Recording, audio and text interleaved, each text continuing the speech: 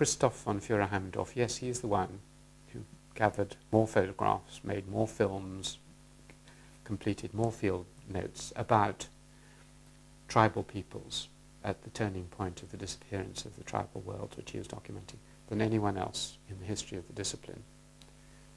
And that's his importance. And of course he was extremely charming. I think I was just about his last student. Piers Wadebski claims that he was his last student. I think between us we were probably his last student. I think probably, I can't remember, this is projecting back, but the thing that always struck me about him, physically obviously, was that he somehow didn't quite seem like that late 1960s type of anthropologist. The late 1960s anthropologist, remember this is LSE, 1968, the year of revolution. The whole place is swarming. Friedman himself, who was one of these people, had been knocked over by the students, no doubt around that time, punched on the nose for standing up against them. And so it was all sort of genes and the Paris Revolution. And in comes, no doubt, into that room, as he did in all his things, someone wearing an immaculate West End suit, speaking in this rather clipped Austrian accent, seeming full of exuding old world charm and gracious living, something that seemed 20, 30 years back in time, more like a grandfather than a sort of supervisor, but with such transparent enthusiasm and a sweet smile that although I never really had the feeling that I would get immense intellectual stimulus from him. I knew I'd get a lot of practical support and very good guidance. And people ask me often, we were in Vienna, I mean, this was then Austria, which had become small, it was not a colonial power. Why were you so interested in doing anthropology? Actually, I got to anthropology through India. As a schoolboy at the age of 15, 16, I got very interested in India. I read Tagore, I read about Gandhi and so on. So I thought, well, if I take anthropology, I might have the chance once to go to India. So it really is, India was the first interest, and from that I got onto anthropology. And the two figures who were there most interested was Professor Wilhelm Schmidt, who is a great linguist, and I think now, but perhaps more known for his linguistic work. And then there was the head of the Institute of Völkerkunde, Institute of Ethnology, as one would translate it, who was Professor Koppers. But apart from these two, there was also Professor Heine Geldern, and he had perhaps the most lasting influence on me, because he was mainly interested in Southeast Asia, and he was a great archaeologist. He had done hardly any anthropological fieldwork, but he was very well known for his archaeological work. And I think it was due to Heine Geldern that ultimately I chose the extreme northeast of India for my first field work, namely the Naga Hills. I think without Heine Geldern I perhaps wouldn't have come to this particular area, which I found then afterwards extremely rewarding. And I think it was in this way that I approached Southeast Asia and hills of Assam, and finally the Nagas. At that time I also wasted a lot of time once, in 2 years, in trying to learn Chinese, because Heine Geldern thought then one could also read the Chinese literature on Southeast Asia. That was, of course, was a hopeless thing, because you can't just do Chinese in addition to anthropology.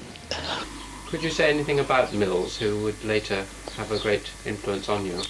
Well, that was another lucky incident, namely that at the time when I was in London, J.P. Mills, Philip Mills, he was on leave in London, so somebody put me in touch with him, and we got on very well, and he told me both about what I would find in the Naga Hills and promised to help.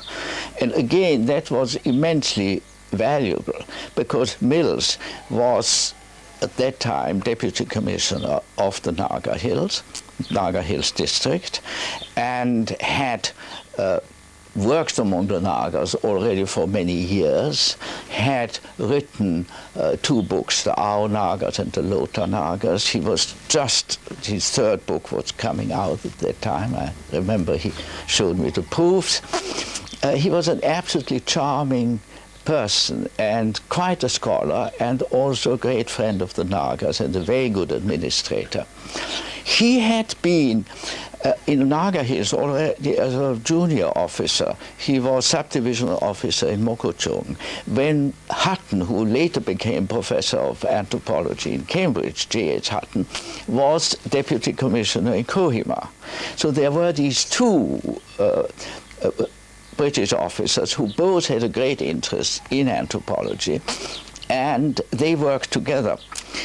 I'm always annoyed now when I see films like film on Gandhi, and also other films where the British officers are described as extremely unsympathetic and stiff and rigid in their views.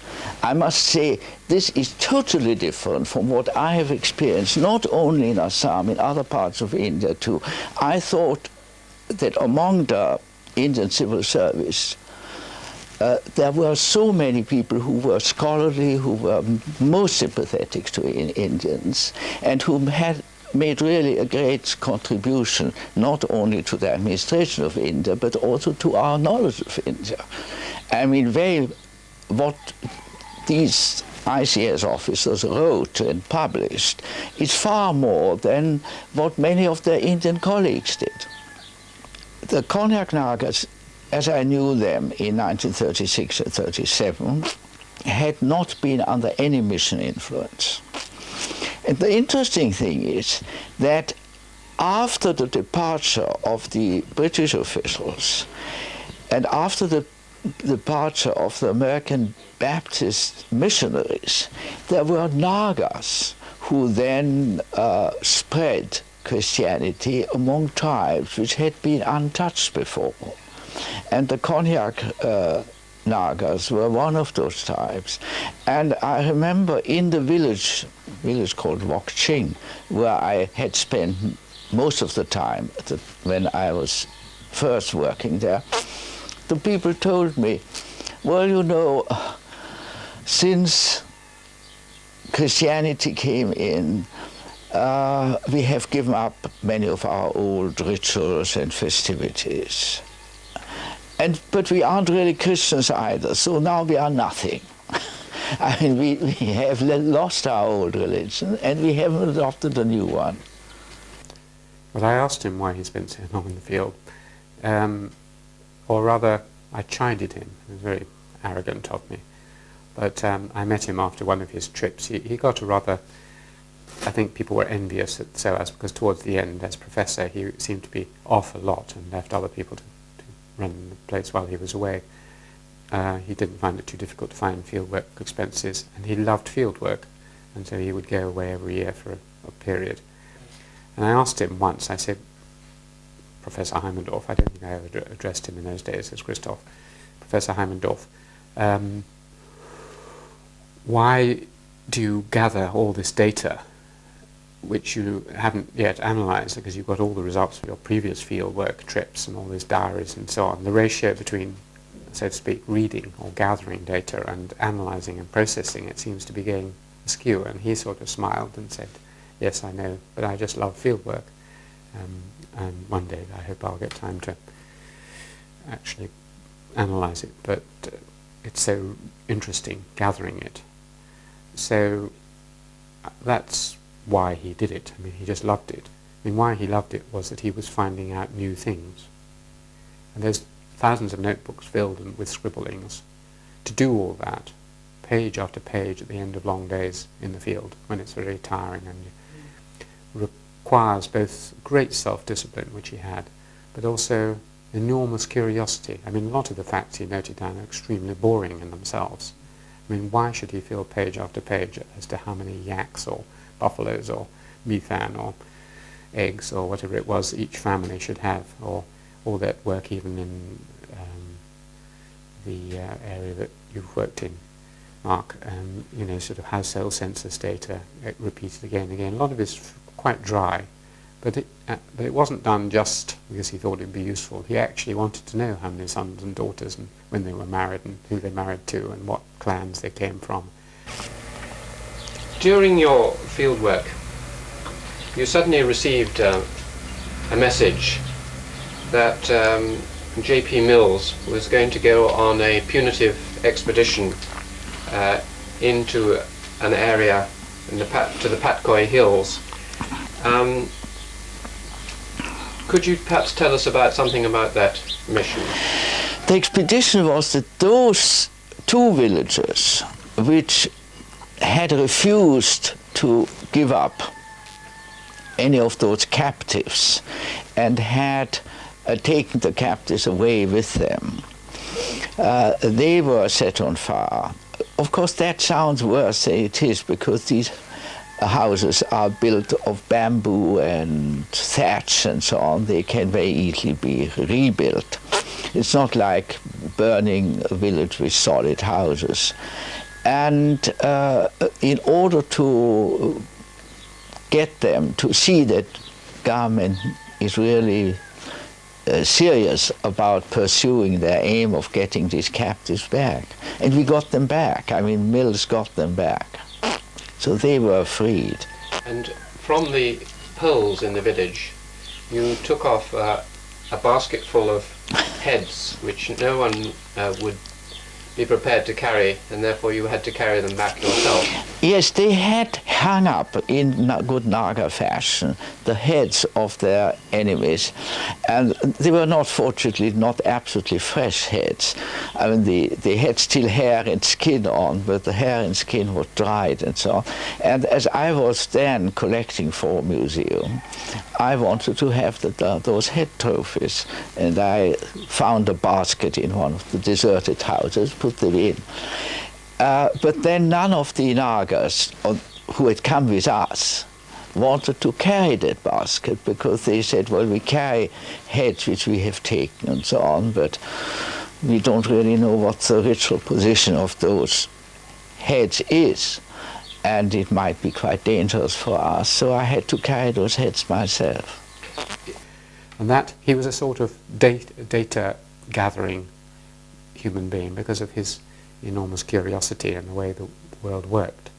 And that's why he, as with all these such people, that's why he worked in so many places, I think, because if, and that's one of the reasons for his importance, there is no living anthropologist, and as far as I know, no dead anthropologist who has ever worked in so many different societies at such depth. If you take Raymond Firth, he worked in 2, Tikapir in Malaysia. If you take Evans Pritchard, he worked in 3. If you take Edmund Leach, he worked in 2. If you take Jack Goody, he's worked in a couple in West Africa and, of course, historically around the world. Shapiro worked in 2 or 3, and so it goes on. Margaret Mead worked in maybe 3 or 4, maybe 4 or 5, but 10, which is the minimum that you could say for Christoph, and not just superficially as a traveller, but getting down into their social structures and systems. So even on the Noir, his article on the Noirs is pretty good. Wherever he went, he could get immediately to a middling level. I mean, he knew what to ask and he knew how to note it down. So there's the width and diversity and the curiosity. Yes, we'll go on to talk about the problems of tribal people being in their contacts with the major civilization. I wanted to just go back, though, to your first arrival among the Apatanis. You said that this was more dangerous in many ways than the trip to the Nagas, but it seems to have been a partly self-imposed danger, in that, against the advice of almost everyone, you set off unarmed, without any escort, armed escort, because the government wanted you to take masses of Gurkhas with you. Also with your wife Betty, who before, in your previous fieldwork, you hadn't been married. You're now married. So you took a white woman and yourself unarmed into these hills. Why did you decide to do that? Well, I decided to do that very much against great opposition on the part of the government of India, because they said nobody ever went into those hills unarmed. And we don't take any responsibility. If you want to take your wife with you, you must sign that it's on your own responsibility, etc. But I thought, if I go into an area which had no contact with the outside world, and I arrive with an escort of Gurkha soldiers, there is just no chance of establishing any kind of friendly relations. So you have to take a little risk. And to go in alone, unarmed, and also to, it's a great advantage to have your wife with you, because they think that people who go with their wives, they are probably have no hostile intentions, and they don't go there in order to make war on anybody, I mean, even if they have no arms. Apart from that, by that time, that was in 1944, we had about done field work in other parts of India, in Hyderabad state, together for a long time, so we didn't want to give up. And so it was for personal reasons as well as for reasons of really diplomacy, because that was made it possible to go to people who were quite, one might say, quite wild, in the sense that they had a lot of feuds among themselves, without getting very much involved. Could I ask you, before we go look at the Sherpas themselves, I noticed that you dedicated your book on the Sherpas to your wife, Elizabeth. And you mentioned her frequently. You said she helped gather the statistical data, and she helped you in the medical work and so on. I wondered if you could say something about her part in your anthropological field work.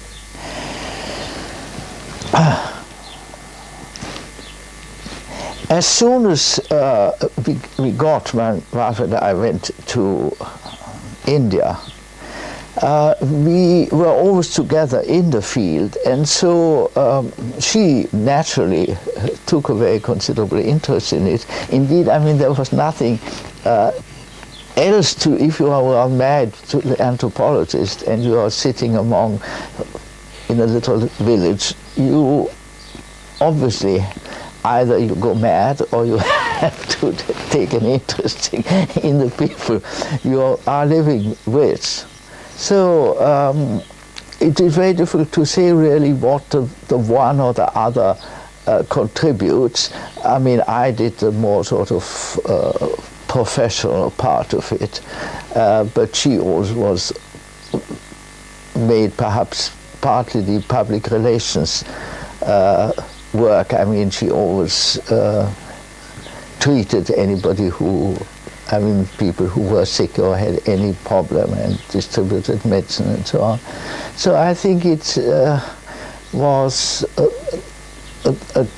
quite an important cooperation in the field. And I think it is, I have the feeling that it's probably easier for two people who are not exactly doing the same. I think that couples both were professional anthropologists. It is more difficult to work together among the same people. While if one is an anthropologist and the other is looks at the people from a different, purely sort of human point of view, I think that works very well. Later on, my wife, of course, then, as you may know, went into anthropological bibliography and wrote all those bibliographical works on bibliography of South Asian anthropology. I mean, you may have heard the tributes to her at the memorial service, which were very warm. I think there were several things one could say. Firstly, he was absolutely enormously dependent on her. When she died, he was absolutely stricken. I mean, he basically died when she died. It was one of these, as they put it, sort of two old sardines in a tin kind of relationships. This is, I've forgotten who that metaphor is from, but anyway, they were very, very close emotionally and psychologically. So I think his reticence was just that it's taboo to talk deeply about your spouse in public. Secondly, she was, in terms of practicalities, absolutely indispensable, in the same way as my wife provides the framework, the context. She deals with all the finances, all the practical, putting in of our hot water system yesterday, and so on. You know, it just makes life easy instead of difficult for you, by both in their house in Holland Park, but also in the field. She was the practical person. It's well known that all these expeditions, which were difficult at that time, she was the person who worked out how many sacks of grain they needed, organised the porters, got the film stock, did everything practical. All he could do is what I do, which is be the front man, so to speak, drift around doing the anthropology, while she got on managing the whole thing. And she did that both in London and the Fieldwork, and for the parties they held, and so on and so on. So she was a tower of strength practically as a background, a tower of strength emotionally, because he depended on her so much, and also I think intellectually, because if you read, for instance, her diary, as I have done, her private diary, which hasn't been published, but he uses bits of it in one of his last books, it's quite clear she was not just, you know, a good organizer and a good, warm, loving wife. She was an extremely intelligent person. Her observations in that diary are just as good, if not better, than his. She had that ability of many women to see small practical details which men often miss. So I'm sure in the field work she would notice things and say, have you noticed that, and help him in that way. I'm sure she was perfectly capable of discussing his theories with him, and did so when he had ideas. She was a person he could walk around and talk to. She was very good with his assistants, for example, Dor Bahadur Bister, who had at times an uneasy relationship with Christoph towards the end, for various reasons. Always spoke with great warmth of Betty, because although she was from a rather upper-class English family, she was absolutely not a snob. I think she was a bit like my grandmother. She was outside class in a sense. She valued people for what they were, very direct, no nonsense, and therefore people respond to this in any culture, and I should think in Nepal, as in India and elsewhere, she would be very good with people, as he was too, in a different way, and much warmer than Christoph. Christoph's quite a reserved person in many ways, and she was a very warm person, so she would balance him in all these ways, so that I would have thought that it was one of those relationships where you don't say 1 point for Christoph, 1 point for Betty, and you get 2. It's 3 or 4. The multiplication of these 2 together produced the possibility of his work, and it would have been infinitely less valuable without her. He kept, when she died, he had on the piano in their sitting room, he had a vase with her portrait there. I don't know if it's still there. Portrait of her, and he used to keep flowers permanently behind it. No, she was his life, as he was hers. I mean, one of their difficulties, of course, is the balancing act between family. It's extremely difficult to be an anthropologist because of what Lewis says, which is that it isn't a discipline, it's a vocation. In other words, it's a religious calling, so to speak, like mathematics or music, as he says.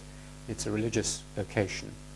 You are chosen to be an anthropologist. It's a 24-hour job. It's not something you just sort of do like English or even history, you know, from 9 to 5, if you like. You think about it all the time, and you are it. It's not something you write about. It's something you are. So, in particular, that involves these long fieldwork trips, and it was really very difficult because when he had a son, and there was this tension. A lot of his fieldwork could have been immediately destroyed if she had put up objections and said, you must stay at home, and why are you leaving your son, and so on. I mean, Nicky bore the cost of it. He suffered in a way that many children of the Raj suffered, sent to boarding schools and left it for long periods at home. And that hasn't made his life easy, as it didn't for those children of the Raj, of whom I am another one. Well, I came back. I was offered a job at the School of Oriental and African Studies in 1949. When then I left, I mean, I resigned from my post in Hyderabad. I felt that really that was not a period when in India non-Indian could effectively work in quite a controversial position. Namely, I mean, to do tribal administration is always controversial because there are always the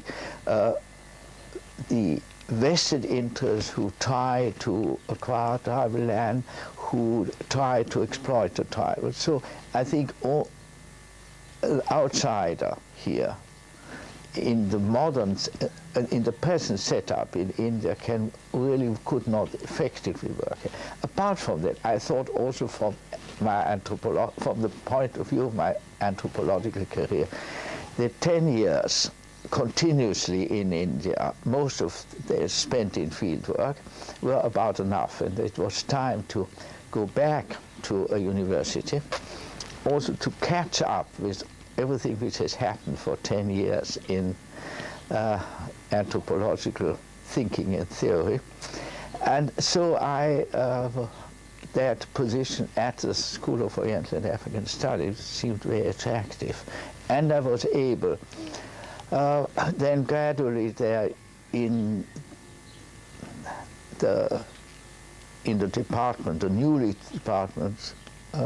created Department of Anthropology, to build up a type of, interest in the areas in which I was interested, and also expand my own field, perhaps. School of Oriental and African Studies has a great advantage that they were very research-oriented, and that meant that it was not necessary to wait for a sabbatical. One could quite often go to the field.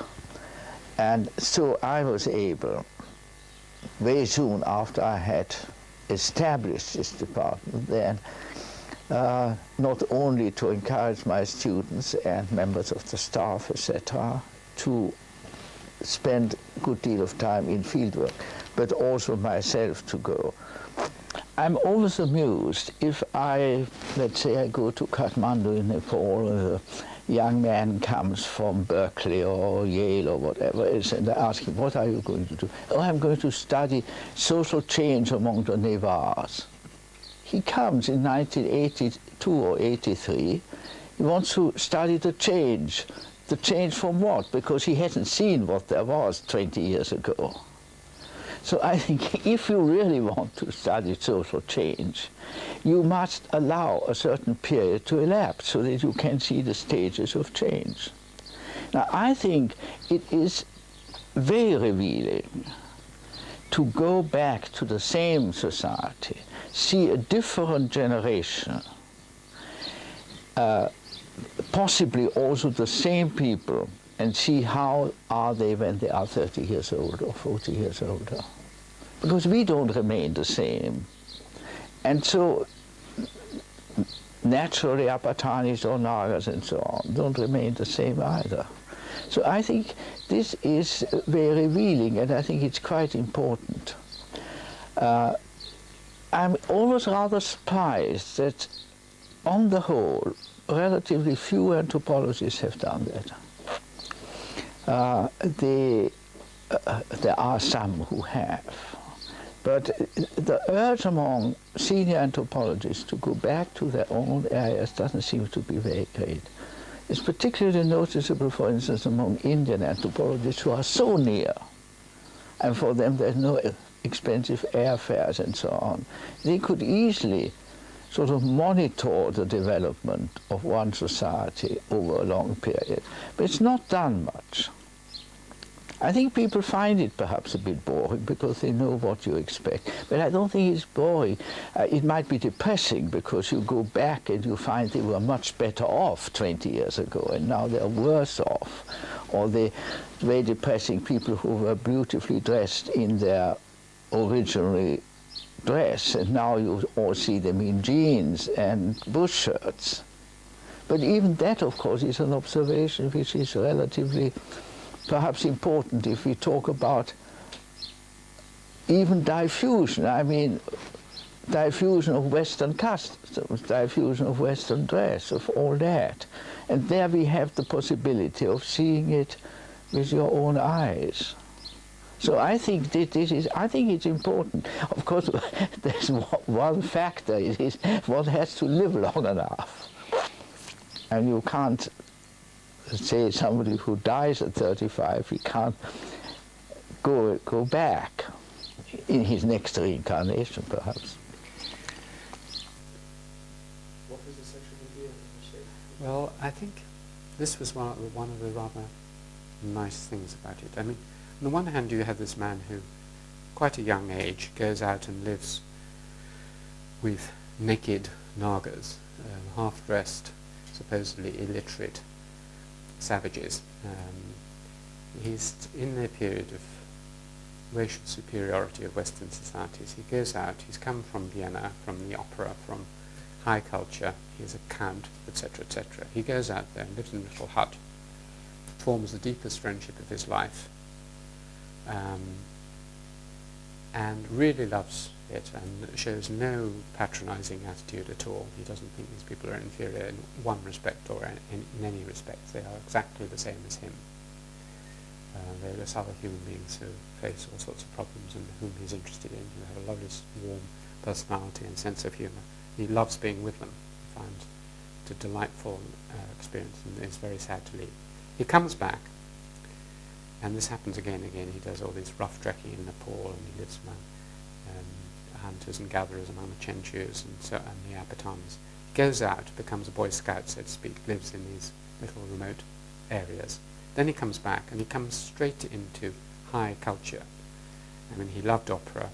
He went to Salzburg every year for quite a long time. He was obviously very distinguished. He was constantly being invited to parties at various embassies, the Nepalese embassy, the Indian embassy, this and that.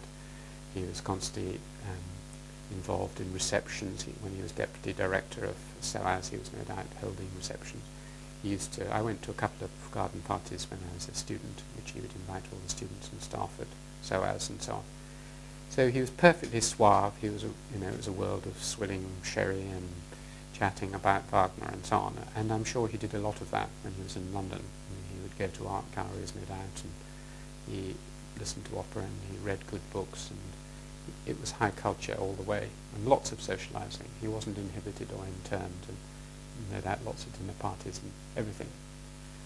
From the very beginning, I always took still photographs, and I took quite a lot of photographs, always. So that, of course, these records are in existence now. Then I had always hardback reporter diaries, and they still, not diaries, ordinary for the current fieldwork. I had also large diaries, also hardback, which I wrote, where I wrote every evening a diary. But otherwise, these reporter notebooks, they are still in existence now. And so even those notes which I did not use, for instance, we talked before that I did some work among Bondos and Gadabas, Austro-Asiatic speaking people in Orissa. Now I didn't publish much about them, I think 2 articles, but the notebooks are there. And I recently went back to the same village after 40 years. And the people say, oh yes, can you remember you camped under those trees there? And then, of course, when you go back, it is absolutely invaluable if you have your, let's say, the house list. When I went now to Sherpa village, Kumjo, so 92 houses. Now, I took my old notebook with me. That's it, what had happened to Konjitumbi, what had happened to Dorji Mungtu, what had happened to his son, because I had all that there. So I could, in a very rapid time, I mean very rapidly, I could reconstruct, so to say, what had happened in between to those families. So it's very important to keep your notebook and not to keep your notes on loose pieces of paper or type it out and on loose. You have to have something which is fairly solid, because none of us are so terribly careful with pieces of paper.